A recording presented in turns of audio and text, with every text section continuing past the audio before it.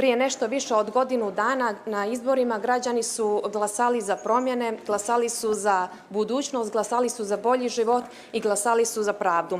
Ova 44. vlada, za koju slobodno mogu reći da je prva uspješna vlada na čelu sa Milojkom Spajićem od sticanja nezavisnosti Crne Gore, je sada za kratak period uradila velike stvari. A ova vlada zajedno sa parlamentarnom većinom je dobila IBAR u kratkom periodu. Po prvi put u Crnoj Gori ispunjavaju se obećanja iz kampanje. Nepunu godinu nakon izbora realizovao se i najveći dio programa.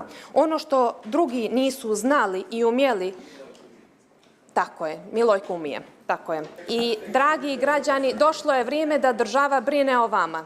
Došlo je vrijeme da država brine o onima koji naporno rade, a najmanje zarađuju.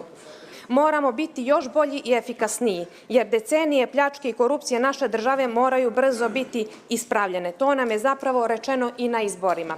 Što se tiče sporazuma o formiranju vlasti, on je jasan i precizan i njega treba apsolutno poštovati.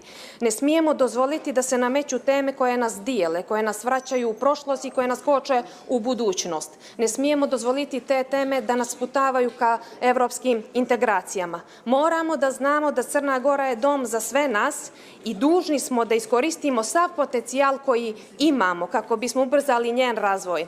Zato ću podržati rekonstrukciju vlade koja je jedna od najuspješnijih, kako bismo poštovali volju građana i građanki, kako bismo još brže sprovodili reforme, kako bismo pobeđivali korupciju i organizovani kriminal, kako bi pravda važila za sve i kako bismo bili efikasni i posvećeni evroatlantskim vrijednostima.